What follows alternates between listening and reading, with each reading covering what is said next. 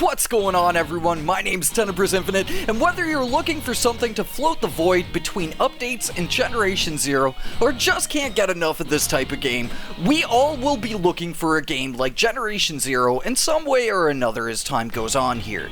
So I figured today I'd put together a list of 5 games that are perfect for scratching a bit of the old Gen Zero itch. And even though, as we'll discuss throughout this video, it's pretty hard to find something quite like our humble little Swedish machine invasion simulator, I've tried damn hard to put together a list of criteria for each game to match.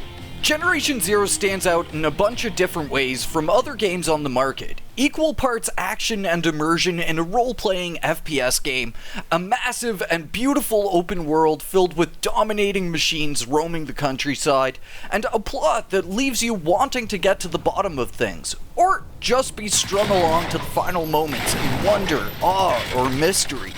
So finding games to match this is no easy feat, but I think this list will have something for everyone here. But before we get into the real meat and potatoes of this video, I'd just like to say thank you very much for watching, and maybe leave up a comment of some games you'd think Gen Zero players should play in the comment section down below. The first game we'll be talking on today is Chernobylite, a survival horror FPS game set in Russia's exclusion zone. And this game has a ton going for it, from in-depth weapon customization to a unique companion management system where you have to keep you and your allies fed, healthy, and most importantly, sane throughout the plot of the game. Luckily enough, there are plenty of bottles of vodka to drown your sorrows in as you brood over the Chernobyl wasteland. One thing that really needs to come together for a game to fill Generation Zero's shoes is a game that looks like a frickin' Bob Ross painting in motion. And Chernobylite is no lightweight in the looks department, making for a beautifully stark and dystopic exclusion zone. And when you get this thing cranked up with ray tracing and get all those lens flares and dramatic lighting going, this game is a real treat to look at. Throughout the zone, you'll come across a bunch of oddball but likable characters, some with mini quest lines to complete and others offering goods to trade for. You'll also have dynamic events that usually result in you having to make some sort of choice with dramatic outcomes on either end. This decision-making choice-based progression actually is very fundamental to the entire game's plot and design, with the end of the game having multiple outcomes based on what you ultimately choose throughout the game. The plot of the game sees you, Igor, chasing a woman in a red dress from his memories. You have to unravel the mystery behind her and figure out how it's all related to this new resource you were studying called Chernobylite, a substance that has the ability to make wormholes through space and time, man, and brought a bunch of ghosts along with it. It's a very interesting kind of mind-bendy plot that has a lot for you to figure out and tie together along the way. With trippy visuals, an incredibly fitting bad guy, and a plot that's really easy to get sunk into, Chernobylite definitely holds its own in the story and world-building department. And the last most important detail, the combat. Generation Zero's combat is incredibly tight and puts the bar up pretty high in terms of single-player experience. And Chernobylite does just fine in its combat. Having customizable weapons adds a bunch of variety to choose from. And late-game weapons are actually pretty crazy, giving you straight up just the BFG from Doom.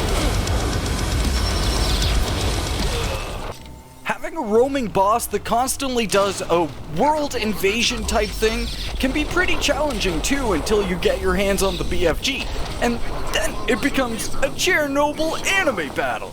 Now, the interdimensional Chernobylites? Chernobylitians? Chernobys? Either way, these greenhead dudes are where it actually kind of falls flat for me.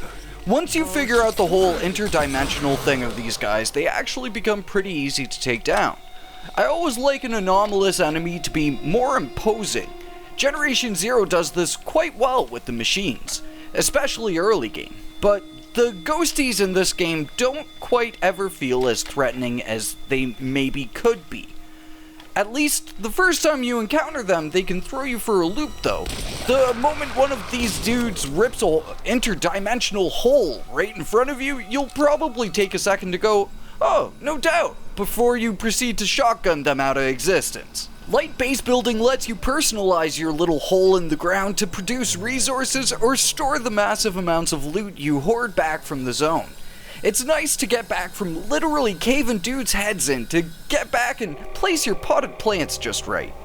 Blending together horror, mystery, and action all over this stark and dystopic backdrop serves to create a pretty unique experience here.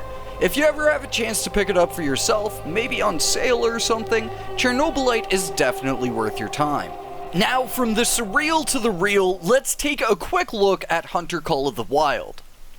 A hunting game that's equal parts immersive and arcade, offering a huge wealth of weapons, massive open worlds to traverse, and even though there's nothing anomalous in sight, everything that is in sight will be incredibly familiar to a Gen 0 player. Both Hunter and GZ are made in the same beautiful Apex engine, providing the same high-quality sun rays and vistas, viridian forests, and this in-your-face, location-based world design, further enhancing that sense of immersion.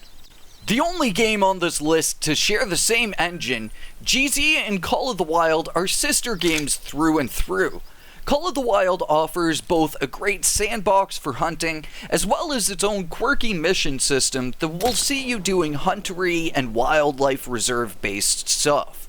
It's real wholesome, and actually serves as a nice contrast to the more twisty plots of games like Generation Zero. With beautifully crafted open worlds that will bring back that empty feeling a lot of veteran players loved in the early days, and ever-growing rosters of animals to hunt and weapons to hunt them with. Heck, there's even bird target practice if you really want to feel at home as a Generation Zero player. Over the years, there have been a bunch of things that have been brought up pretty commonly by the Generation Zero community. One of the big things being animals and wildlife and where they might be at, or some sort of explanation on them. And Hunter Call of the Wild does scratch the animal hunting itch you might get while playing Generation Zero, as well as giving you the option of seeing a wide variety of weapons in the Apex engine. And even though Hunter Call of the Wild serves a great role as a relax and chill out type game, there are definitely intense moments, like sneaking up on a pack of bison with only a revolver and seeing how many of them you could take out while they run away and charge you simultaneously. You can also go out and really trophy hunt and pray to RNGesus for diamonds, or take your time with some of the other activities in the game, like grinding weapons skill, unlocking safe houses, and leveling up your pooch. I wanted to have at least one game that offered some real variety to Generation Zero players here in this list, so if you haven't considered Hunter Call of the Wild, maybe take another look at it. It challenges both your skill and your patience and offers you a beautiful game in reward for it. Next up, Metro, and holy mother of God do I love this game series. Beautifully crafted storytelling, I'd even dare say one of the best stories in video games, and partially because it's all based on an incredibly well-written book series. The plot sees you, Artyom, going through the Metro after a massive world war ended in presumed apocalypse. Now, with you and the remaining survivors left to live in an underground metro system. It essentially follows your character go through a bunch of really crazy stuff, from making contact with the Dark Ones, mutants from above, to leading your own dang exodus out of Moscow. It's an epic saga, set against the backdrop of a dark and grisly post-apocalyptic Russia, with unique approaches to storytelling, a plot that you really deserve to think on, and I'd even say experience in its entirety. Though it could be a lot of game to go through, the entire Metro series flows so well, especially up to the good ending of Exodus, either bringing the series a step forward or to a comfortable close. It's also got one of the best goddamn shotguns in video game history. The Shambler is gnarly, man. The Metro series was a pinnacle of immersion from the very first game, with a hyper focus on making the player feel like they are Artyom. design directive that was laser focused, like having the player interact with themselves in believable ways, a HUD that's designed to be as unobtrusive as possible, a silent protag only voiced by inner monologues amongst a sea of believable and likable and sometimes unlikable side characters. With facets of stealth, action, slick gunplay, and even though the weapon variety is kinda shallow, the use and customization and the way the player interacts with their weapons adds a thick layer of personality to them that kinda takes the dampener off the shallow pool. Yeah.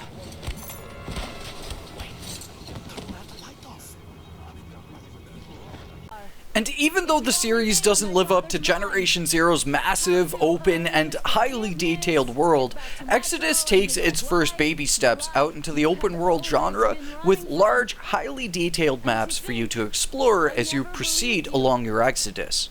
From murky swamps to windswept deserts, Exodus builds on the whole series' visual palette in a massive way. And having proper you can't even kill them anomalous type enemies to crazy fanatics, bandits, and mutants, Metro keeps things spicy as you shamble your way on through, or take a stealthier, less aggressive approach. Exodus serves as the perfect final note before some sort of next-gen sequel, which so far is rumored to be a pretty massive sequel at that, as a complete overhaul of the engine and rendering, which means the next game will just be even more beautiful to look at. Because it goes without saying, Exodus, especially the PC edition, is a damn good looking game.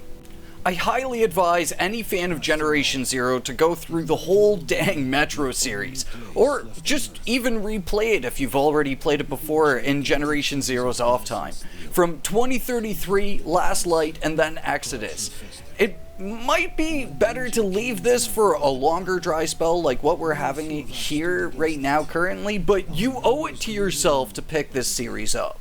Next up, we have the new bay on the block, Road to Vostok. You know a game's something special when I'm in it for the long haul, and with a scheduled plan for early previews into an early access and full launch, Road to Vostok looks to me to be the perfect Generation Zero without the machines type experience, offering a beautiful world of interconnected maps, a hardcore and immersive shooting experience. Actually, this game and the next one both are hot contenders for being major outlets of content on my channel, so this is also kind of like a heads up, I guess, on where I'll be going while we continue our journey with Generation Zero here.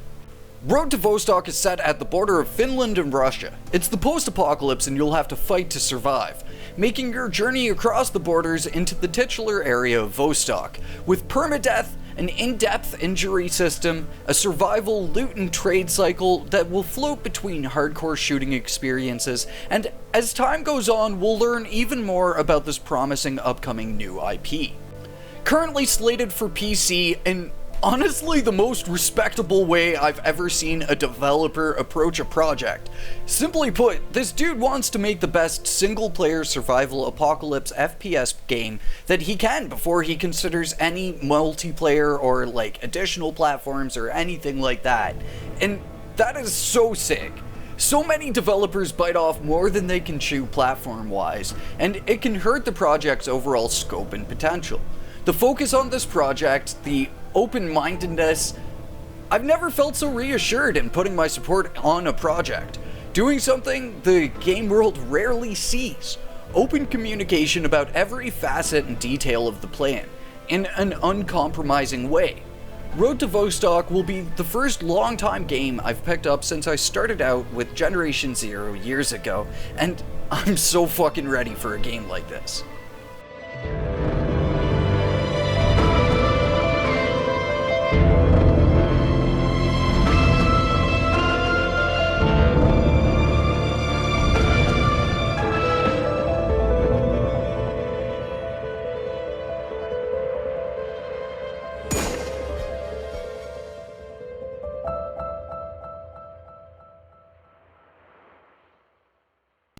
And the last game, a game series every single Generation Zero player should play through at least once, is the S.T.A.L.K.E.R series.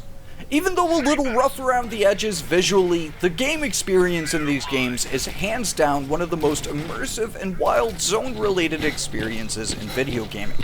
Offering up large arsenals, military and outlaw-esque factions, and a bunch of mutated monsters to give you more of the unexpected, S.T.A.L.K.E.R throws you into the deep end of the uncanny, right from Shadow of Chernobyl all the way to the end of Call of Pripyat. But in terms of S.T.A.L.K.E.R experiences, the apex is an anomaly. S.T.A.L.K.E.R Anomaly is one of the most massive modded games I think I've ever played. S.T.A.L.K.E.R is a survival post-apocalyptic game set in Chernobyl's greater exclusion zone, kinda similar to Chernobylite from the beginning of this video. But these are two totally different types of beasts here in their portrayals of Chernobyl. S.T.A.L.K.E.R is jokingly referred to as Fallout for men, and it's honestly not that far off the mark. A hardcore survival experience. Getting in a gunfight could see you bleeding out in a matter of seconds, but to really get ahead you need to learn how to access anomalies in their mysterious forms, and learn the tactics of dealing with mutants, and then just plain out getting good when it comes to full-on firefights. An unforgiving and unrelenting experience, but it gets its fame well due. It's one of the best survival post-apocalyptic horror games on the market. From the emissions to the arsenal to a massive amount of ways of customizing and improving on the already improved experience through add-ons, Anomaly is easy to get into, totally free to play, and will have you sucked in for months. But even with Anomaly and how fantastic it is, by the way, a download link for it will be in the description down below, but beyond Anomaly, let's look ahead to S.T.A.L.K.E.R 2.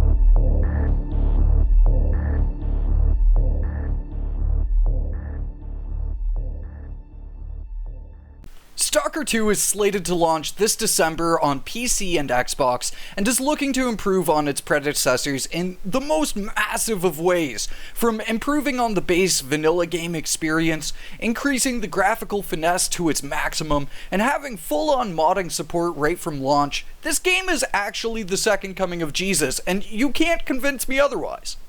There has already been one delay, sadly, on S.T.A.L.K.E.R 2, but in all honesty, due to the shitty state of the world these days, that small delay is fully understandable. When it launches, I'm planning on covering it like crazy though, and who knows, we might see more of S.T.A.L.K.E.R pop up here on my channel if that's something you all would fancy. Let me know in the comments down below. I have a lot of hopes going into S.T.A.L.K.E.R 2 here, so let's see how they all span out. So, geez, there we go!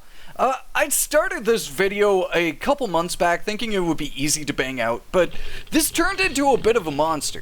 Playing through entire game series to be sure that I'm on the money with these suggestions to you all. So, are any of these games that you've played, or are you maybe considering them now? Let me know in the comment section down below. And if you've watched to this point, maybe a friendly "my dude" comment to let me know would be cool. But For now, my dudes, stay awesome. Let's get hyped for the rest of this year with Generation Zero, and then everything else I have in store for you along the way. Cheers, everyone, and I will catch you all in the next one. Until then, peace.